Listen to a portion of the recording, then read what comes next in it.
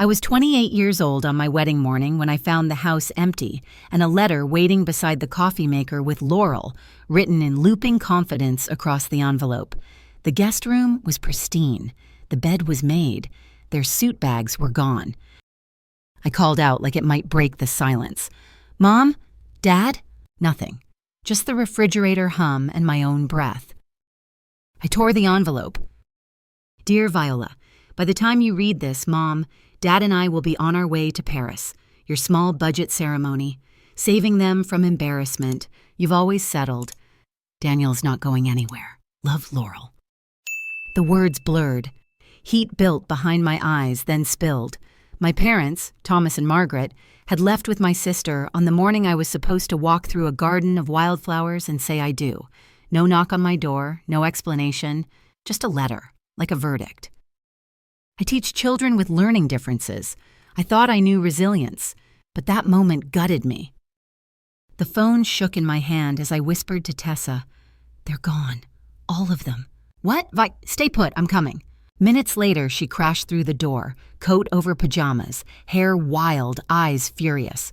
She read the letter, her voice low and sharp. "Your own sister? On your wedding day?" Shame wrapped me like a second skin. It felt like I was the embarrassment. Tessa wouldn't allow it. "I'm calling Daniel." "Don't," I said. "I don't want to ruin—" "Viola." She locked eyes with me. "He deserves to know. He's your family." Daniel arrived in record time. No questions, no judgment. Just arms around me, solid and steady. "You have nothing to apologize for," he said. Nothing. Grace and Thomas, his parents, followed. Grace clasped my shaking hands. Thomas read the letter, jaw tight. "No parent should abandon their child," he said quietly. "Not today." Daniel knelt, steady gaze holding mine. "We can postpone, or we go forward. Whatever you choose, I'm with you." I looked at the letter, at the empty guest room, at the man who had never once measured me against anyone else. "We're getting married today," I said, my voice clear. "Exactly as planned." Grace rose, phone already in hand. "Then we make calls." "To who?" I asked. Her smile was fierce. "To everyone who shows up when it matters." A doorbell rang, sharp, urgent. My heart pounded as I reached for the knob. If you've ever been left behind or made to feel less on the day that should have mattered most, tell me in the comments. I want to know your story. And if you believe betrayal can backfire, stay with me, hit like, and subscribe to Family Power Stories, because what came next proved my sister had no idea who Daniel really was. I didn't need Laurel's wedding day letter to remind me where I stood in my family. That hierarchy had been carved into me long before the ink dried on her cruel words. Growing up in Boston, our house always smelled faintly of polish and sheet music. Dad worked long hours as an accountant, Mom gave piano lessons in the living room, and Laurel filled the space with her perfect auburn curls and perfect report cards. She was 2 years older, but it felt like decades. Teachers didn't see me as Viola. They saw me as Laurel's sister. "You must be Laurel Hamilton's sister." That expectant look carried its own sting, like they were waiting for brilliance to appear and realizing it never would. I still remember one teacher shaking her head when I struggled through a passage. Laurel never had trouble with this. I was 9 when a kind-eyed teacher finally noticed the words were swimming for me. Dyslexia. It explained the headaches, the tears over worksheets. For the first time, I realized I wasn't stupid. I just learned differently. That revelation lit a fire. I clawed my way back, one stubborn syllable at a time. But at home, Laurel's shine still blinded everyone. When she came home with another trophy or award, my mother's eyes would glimmer. "We'll have a special dinner," she'd chirp. When I brought home a B+ I had sweated over for weeks, the response was a distracted, "Good job, sweetie." One night is burned into me. I was 16, thrilled to tell them I'd been selected for a summer program, only 20 students in the state chosen. Before I'd finished explaining, Laurel announced she'd landed an internship at a prestigious law firm. The room tilted. Dad's smile stretched wide. "That's incredible, Laurel." My mother peppered her with questions for 10 minutes. When I finally spoke up, Mom turned to me almost as an afterthought. "That sounds nice, Viola. Will that help your college applications?" My triumph shrank to a footnote. College gave me a breath of freedom. At Boston University, I studied special education and built an identity beyond her shadow. For once, I was just Viola, not Laurel's sister. I discovered resilience, a calling to help children who struggled like I once had. But every holiday dragged me back. Laurel, polished in a new suit, tossing out stories of six-figure salaries, European business trips, surgeons she dated casually. Dad's chest would swell, pride pouring out. Mom would murmur, "Your sister never stops pushing herself." Then, quieter, washing dishes beside me. "You could learn from her drive." No matter how many children I helped unlock reading, my work never stacked up next to Laurel's glossy promotions. The subtext was sharp. Why couldn't I be more like her? By the time Daniel entered my life, I had stopped telling my family much of anything. Laurel found a way to undercut every joy. When I mentioned being recognized by the district for innovative teaching, she smirked. "That's nice, Vi. I just closed a multi-million-dollar deal." It chipped away at me. Small cuts, again and again. I learned to save my good news for Tessa, my best friend who never needed me to be Laurel's understudy. But weddings force families back together, and Laurel seized her chance. When Daniel first joined us for dinner, she scanned him like merchandise she didn't plan to buy. His plain shirt, his easy laugh. She leaned close while Dad fetched dessert. "He seems nice enough," she whispered. "But I thought you'd aim higher. Vi, you always settle." The words slashed through me, but Daniel, steady as ever, carried dishes to the sink and came back smiling, unbothered. For once, I let Laurel's judgment slide off. I had something stronger now. Still, her commentary didn't stop. "A barn reception?" she scoffed, scrolling through the photos I'd saved. "Isn't that a bit rustic? Guests expect a plated dinner, not a buffet." I forced a smile. "We like the relaxed atmosphere. It's us." Her sigh was dramatic, calculated. "I just want your big day to be special, Vi, not something people whisper about." "What's that supposed to mean?" She backpedaled, voice honeyed. "Nothing. Just that weddings are as much about the guests as the couple." Later, I overheard her on the phone bragging to a friend, "Viola's wedding? Quaint. She always settles. The guy seems nice, but she could have done better." I pressed myself against the hallway wall, fists trembling, heat rising in my chest. Settling. Again. The word echoed until it cracked something inside me. The weeks leading up to the wedding blurred into a flurry of lists and logistics. Each time I crossed a task off, Laurel found a way to slash at my joy. Wildflower centerpieces? Amateur. Playlist instead of a band? Tacky. At one family dinner, she dropped her fork mid-story. "They're keeping it simple. Very simple, right, Vi?" Her emphasis stung, but before I could shrink into myself, Daniel spoke calmly. Sometimes the most meaningful celebrations aren't about extravagance. For once, Dad nodded in agreement, raising his glass. That flicker of support felt like water in a desert. But it didn't last. The night before the wedding, I called my parents to confirm breakfast together. Mom's voice was tight, brittle. "Just jitters, dear. Get some rest." I hung up uneasy, convincing myself it was nerves. By dawn, I would know better. Because the guest room was empty. Their bags were gone, and Laurel's letter waited by the coffee maker, ready to prove every whispered doubt true.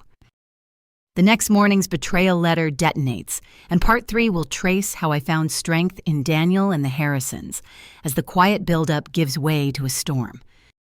The letter lay open on the counter, its jagged words still burning into me, when Daniel squeezed my hands. His voice was steady, unyielding. "Vi, we don't have to let this break us. We still have a choice."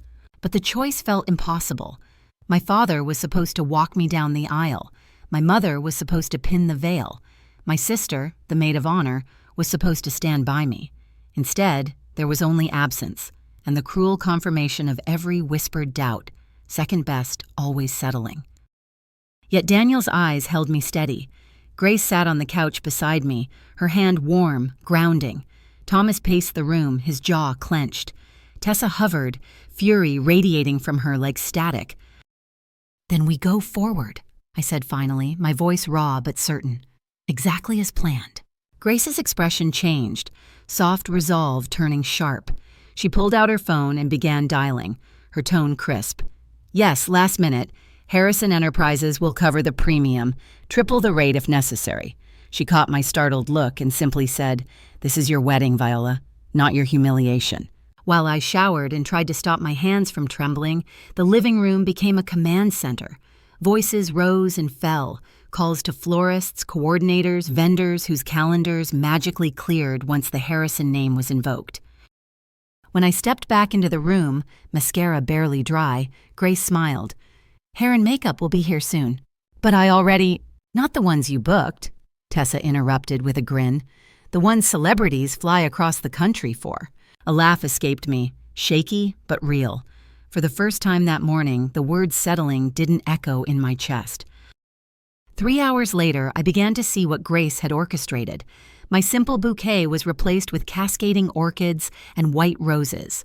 A designer arrived with 3 veils, each shimmering in the morning light. "Try them," Grace urged. "One will speak to you." "This is too much," I whispered. "Nonsense," she replied firmly.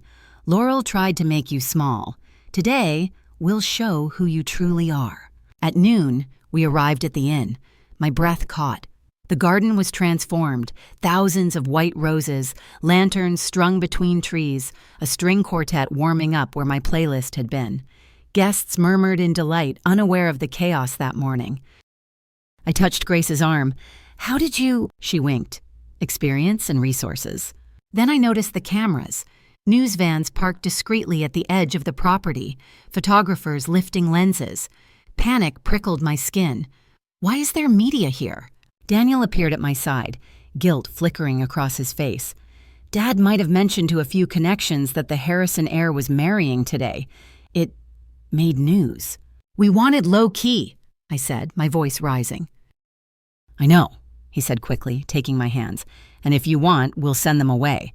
But after what your sister did," he exhaled. "Dad thought maybe it was time your family saw exactly who you married." The spark of petty satisfaction flared. Laurel, sipping champagne in Paris, seeing headlines about the Harrison heir marrying the sister she dismissed as ordinary. Still, my chest ached. I never wanted to prove worth through money. Daniel read my hesitation. "Vi, we can scale it back. Just say the word." I looked around. The roses glowing, the quartet tuning, guests trickling in. Grace's hands busy with last-minute touches, Thomas conferring with staff. They weren't doing this to flaunt wealth. They were doing this to protect me. "It's not what we planned," I admitted. "But yes, I'm okay with it. More than okay." His relief softened his features. "Good, because this family adores you. We all do." As ceremony time neared, another pang struck. "Who's going to walk me down the aisle?" A knock answered. The door opened to reveal Thomas Harrison, dignified in his tuxedo. He looked at me with a mixture of gravity and kindness. "Viola, I know I can never replace your father, but if you'd allow me, I would be honored to escort you today." Tears blurred my vision. "I would be grateful. Thank you." The music swelled outside, notes rising like courage in my chest. Guests stood. Thomas offered his arm. My legs trembled, but step by step, we moved forward. The garden was dazzling, but all I saw was Daniel waiting, eyes shining, unwavering. In that moment, the morning's betrayal dimmed against the glow of something stronger, chosen family, chosen love. We reached the altar. Thomas placed my hand in Daniel's and whispered, "She's stronger than she knows." Daniel squeezed my hand. His vows came, words unrehearsed. "Viola, your courage humbles me. This morning, when you had every reason to break, you chose to stand tall. That strength is why I fell in love with you and why I count myself the luckiest man alive." Tears glistened down faces in the crowd. For the first time in years, I didn't feel overshadowed. I felt seen. The reception followed, barn-turned ballroom, chandeliers casting gold, staff in white gloves serving course after course.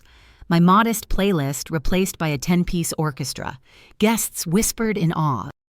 And still, part of me wondered, what would my family say when they realized the budget wedding they mocked had become front-page news? Late into the evening, as fireworks erupted over the garden, Daniel wrapped me in his arms. "Not bad for second rate," he teased softly. I laughed through tears. Laurel will be livid. He kissed my forehead. Good. I thought the day had finally turned, but morning always comes, and with it, reality. Because when I woke the next day in Daniel's arms, my phone buzzed with dozens of missed calls, texts, and voicemails. My parents, my sister, each message more frantic than the last. They had found out. We'll show the fallout, my family panicking in Paris, their sudden regret colliding with the raw wound of abandonment. The morning after our wedding, the garden roses and fireworks were already fading into memory when my phone lit up with relentless vibration. Notifications stacked one after another, dozens of missed calls, texts, voicemails. The first message was from Laurel. Viola, call me immediately. Why didn't you tell us Daniel is that Harrison? Another followed minutes later. Your wedding is everywhere. It's on the news in Paris. Mom and Dad are panicking. Please call me. Then more, desperate, apologetic, then angry. My parents' voices filled the voicemail box. Mom crying, Dad's tone strained. Darling, we've made a terrible mistake. Please call us. We left too soon. We should never have gone. The phone buzzed so violently, I silenced it and set it face down. For a long time, I just stared at the hotel ceiling, numb. The irony was cruel. They had abandoned me when I needed them most, only to come clawing back once they discovered what Daniel's last name meant. Daniel reached for me, brushing hair from my face. You don't have to listen to any of it, he said softly. But silence didn't erase the ache. For 2 blissful weeks, I tried to. We left for Bali, tucked away in his family's private villa overlooking the ocean. Waves crashed against black rock cliffs, markets brimmed with color, and for the first time since childhood, I felt light. I turned my phone off, promising Daniel, no family, no drama, just us. It worked, until the flight home. When I finally powered my phone again, reality poured in. Pages of unanswered messages, some pleading, some laced with guilt, others dripping in anger thinly disguised as concern. Laurel's words sliced worst of all. Stop being childish. Do you know how bad this looks for all of us? People are asking questions. Vi, I said I was sorry. What more do you want? I wanted my family at my wedding. I wanted their arms open instead of boarding passes in their hands. But that was already gone. At first, I ignored them. Days stretched into weeks, yet their voices followed me everywhere, in voicemails replaying in my head, in whispers from neighbors and colleagues. At the grocery store, I overheard women muttering, her parents weren't even at the ceremony. At church, someone asked outright, what happened in your family? The shame burned anew. Daniel tried to shield me. It reflects on them, not on you, he insisted, but deep down I felt stripped bare. My parents' absence wasn't just gossip, it was confirmation of a lifetime fear that I wasn't worth showing up for. Even at school, I caught myself faltering. Reading groups blurred, my voice unsteady as I guided children through syllables. If even your parents think you're second-rate. The thought gnawed, louder each day. One evening, Tessa sat across from me at the kitchen table, her hand gripping mine. You can't keep carrying this silence, she said. It's eating you alive. But I didn't know how to respond. If I called them back, did I let them rewrite what they'd done? If I ignored them forever, did that make me as cold as they had been? The weight pressed harder. I thought the wedding had been the turning point, that I'd proven Laurel wrong. But as weeks bled into months, it felt like her voice was winning anyway. You always settle, Vi. Her words echoed each night when I lay awake. Daniel's arm draped over me, his breath steady, while mine caught in shallow waves. The breaking point came 2 months later. Rain streaked the windows of our apartment, Boston's streets slick and gray. The doorman rang upstairs. Your sister is here. Daniel looked at me, concern etched on his face. I can send her away. My stomach dropped. For weeks I'd avoided this moment. Now it stood waiting downstairs, hair damp from the storm.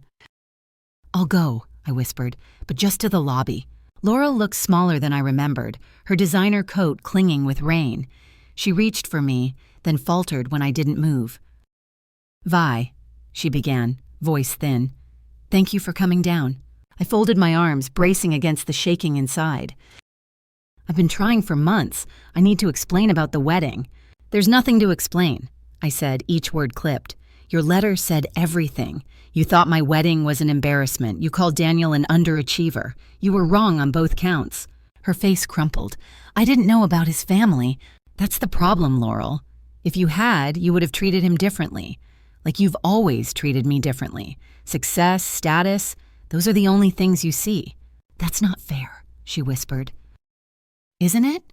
Every achievement of mine was diminished next to yours, every choice questioned, and the one day that was supposed to be about me, you deliberately destroyed."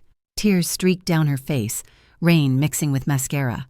"I made a terrible mistake. I'm sorry. Everything's falling apart. At work, with clients, with Dad's reputation. Mom cries all the time. Please, Vi, help me fix this." Her apology rang hollow, still centered on consequences, not the wound she'd carved in me. "I'm sorry you're suffering," I said quietly, "but I'm not ready to pretend everything is okay. Some betrayals cut too deep." She sagged, defeated, and turned away. I watched her disappear into the rain, feeling no victory, only a heavy certainty that something between us had shattered beyond repair. Upstairs, Daniel gathered me into his arms. "You don't owe her forgiveness," he murmured. But the doubt lingered. If family was supposed to be unconditional, why couldn't I let it go? Why did bitterness still pulse in my veins? Later that night, I replayed Mom's last voicemail. "We let Laurel convince us. We failed you as parents. There's no excuse. We love you, sweetheart. Please call when you're ready." The words cracked something inside me, softer but still jagged. Maybe they understood. Maybe they didn't. All I knew was that nothing felt stable anymore. Not my family, not my footing, not even my own sense of worth. I crawled into bed beside Daniel, heart pounding with confusion and grief. His hand found mine in the dark. Still, for the first time since childhood, I wondered if love, any love, could truly heal what had been broken. The storm outside beat against the windows. Inside, I closed my eyes and braced for whatever came next. We'll shift pace. The storm breaks into confrontation, secrets spill, and the Harrisons step into the fight as law and reputation collide. The storm outside my window had barely passed when a different kind of storm arrived, one I could no longer ignore. 3 months after the wedding, the silence between me and my family was broken not by apology, but by escalation. A thick envelope arrived in the mail, embossed with the Hamilton family's attorney's seal. I opened it at the kitchen table, Daniel reading over my shoulder. "Request for discussion regarding reputational damages, family reconciliation, and potential defamation." I blinked, stunned. "They're threatening me?" Daniel's jaw tightened. "Or trying to scare you into silence." The letter claimed that my refusal to correct public misconceptions about their absence at my wedding was harming Laurel's career and our parents' reputations. It requested a formal statement that there had been a family emergency preventing them from attending. My chest tightened. They want me to lie, to protect them. Daniel slid the letter away from me, his expression like stone. Then they don't know who they're dealing with. Not anymore. He picked up his phone and dialed. "Dad, we're going to need legal." 2 days later, I sat in a sleek law office in downtown Boston. The Harrison family's attorneys lined up beside us. Across the table, Laurel and my parents sat rigid, their lawyer flipping through papers. The room smelled faintly of leather and paper ink. My hands trembled under the table, but Daniel's hand covered mine, steady. Their lawyer spoke first. "This situation has spiraled unnecessarily. The absence at the wedding has been grossly misinterpreted. My clients request that Viola issue a clarifying statement to restore their reputation." I stared at him, then at my parents. "You abandoned me on my wedding day. That isn't a misinterpretation, that's fact." Laurel's voice cut sharp. "Vi, you don't understand the pressure I'm under. Clients are questioning my judgment. I could lose everything, all because you won't help us control the narrative." Daniel's voice was calm but steel-threaded. "She owes you nothing. You orchestrated this humiliation. You left her alone with a letter, and now you want her to save your reputation?" Their lawyer shifted.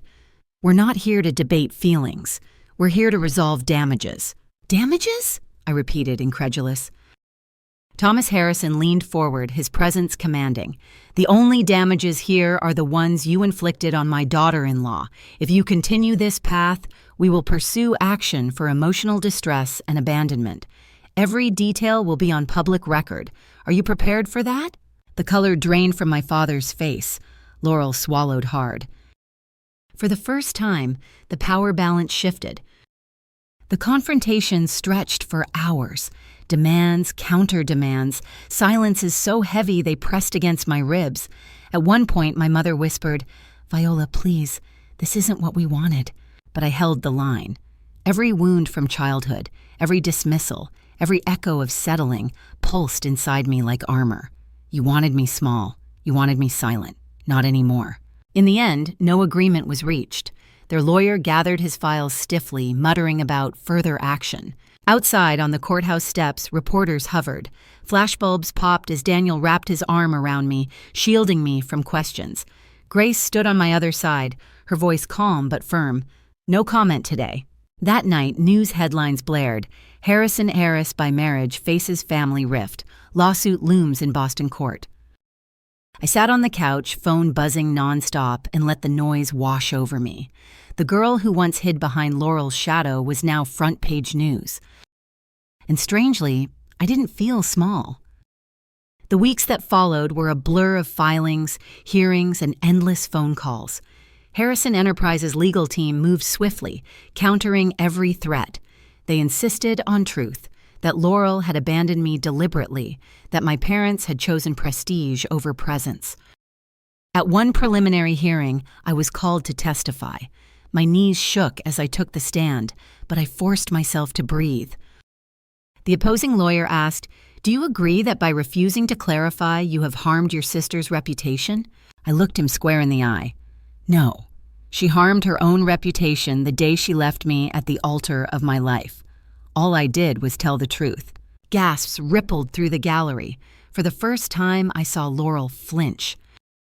Privately, my parents began sending letters, handwritten, unlike the cold legal documents. "We were wrong. We let Laurel's ambition blind us. Please, Viola, we want to make amends." Some nights I read them, tears blurring the ink. Other nights I shove them in a drawer, the ache too raw. Daniel never pushed. He only said, "Whatever you choose, I'm beside you." But the fight wasn't over. Laurel doubled down, appearing on business panels, weaving half-truths about family misunderstandings. Yet whispers followed her, clients pulling accounts, colleagues avoiding her. One evening, Tessa slid a newspaper across my table. Hamilton's sister sued for abandonment, career on the line. I stared at the headline, my chest tight. This wasn't triumph. This was scorched earth. "Do you want to keep pushing this?" Daniel asked gently. "I don't know," I admitted. Part of me wants them to feel everything I felt, but another part just wants it to end. The breaking point came at the next hearing. Laurel, once immaculate, sat pale and tense, her hands twisting in her lap. When the judge asked about the letter she had left me, she hesitated. Finally, voice trembling, she admitted, "I wrote it. I thought I was protecting my parents, but it was cruel. I see that now." The courtroom went silent. The judge nodded gravely. Acknowledgement matters, but consequences remain. When it ended, I walked out into the bright Boston afternoon, my heart pounding. Laurel had cracked the armor of denial at last, but the damage between us was deep, perhaps permanent. That night, Daniel and I sat on our balcony, city lights shimmering. "You held your ground," he said softly. "You didn't let them rewrite your story." I leaned into him, exhausted. But at what cost? My family's broken, and I don't know if it can be fixed. He kissed my hair. Sometimes things have to break before they can be rebuilt, or sometimes they're not meant to be rebuilt. The truth of that lodged deep. For years I had fought to be seen. Now the whole city had seen me. And yet inside, I felt stripped raw, longing for something no verdict could give. Unconditional love from the people who should have given it freely. I closed my eyes, letting the hum of traffic drift over me. Tomorrow would bring headlines, decisions, maybe another fight. But tonight, all I could do was hold on. will bring resolution, justice secured, wounds acknowledged, and the choice between vengeance and forgiveness shaping the final message. The lawsuit eventually settled, the headlines faded, and life quieted into something resembling normal. Yet inside me, the storm still rumbled. For months, I'd lived on adrenaline. Courtrooms, reporters, Laurel's brittle voice breaking under oath. Now there was silence, and silence left space for ache. One autumn morning, I found myself standing in front of a cafe where my parents had asked to meet. I hesitated at the door, heart pounding. Daniel had offered to come, but this part of the journey was mine alone. They sat by the window, looking smaller somehow. My mother's eyes brimmed the moment she saw me. My father rose, voice thick. "Viola, thank you for coming." We talked. Slowly, painfully, they admitted truths I'd carried for years, that Laurel had dominated their attention, that they assumed my strength meant I needed less, that they had failed me on my wedding day and long before. "We can't undo it," my mother whispered, "but we want to do better, if you'll let us." For the first time, their words felt less like excuses and more like a step, a crack in the wall. I didn't forgive instantly, but I felt something shift. Laurel, though, was another matter. Her career was fractured, her pride stripped raw. Weeks later, a letter arrived in her handwriting, different from the cruel one she'd left on my counter. "I was jealous. Not of Daniel's money. I didn't know about that. I was jealous of your happiness, of how he loves you exactly as you are. I spent our whole lives trying to outshine you, and it left me hollow. I'm in therapy now, trying to understand why I needed to dim your light. I don't expect forgiveness, but I hope someday, maybe, we can start again." I sat with that letter for a long time. It didn't erase the pain, but it wasn't centered on appearances or damage control. It was honest, raw, even vulnerable. Weeks later, we met for coffee. The air was stiff, careful. She looked tired, less polished, as though shedding armor. "Your letter surprised me," I said. She nodded. "I'm learning to be honest with myself first. It's harder than I thought." I didn't promise her reconciliation, but I offered a cautious beginning. We can try small steps, but things will never go back to the way they were. Her eyes glistened. "I understand. I'm grateful for even that." Months passed. Daniel and I built a rhythm. Work, evenings at home, dinners with his parents, laughter that filled our apartment, and then joy, a new life growing inside me. When we told our families, Grace and Thomas embraced me with tears and delight. My parents, humbled, promised to be present in ways they hadn't before. Even Laurel, from a careful distance, sent flowers without presumption. The day my daughter was born, I held her tiny form and felt a vow settle deep in my chest. She would never have to question her worth, never be weighed against someone else's shine. She would be loved for exactly who she was. I thought of Laurel's words, jealous of my happiness, and realized something vital. My real victory was not the lavish wedding or the courtroom triumph. It was this: building a family founded on acceptance, not competition. The betrayal that nearly broke me had become the catalyst for my greatest liberation. And now, to you listening, maybe you know what it's like to be dismissed, compared, or betrayed by the very people meant to protect you. Maybe you've carried wounds that whisper, "You're not enough." Hear me, you are. If my story resonates, tell me in the comments where your strength has come from when others tried to dim your light. Share so others know they're not alone. If you believe, as I do, that betrayal can backfire and lead to unexpected freedom, stay with us. Like this video, subscribe, and join Family Power Stories. Because together we prove that worth is never determined by someone else's blindness. I'm Viola. This is my journey, and I hope it helps you stand taller in yours.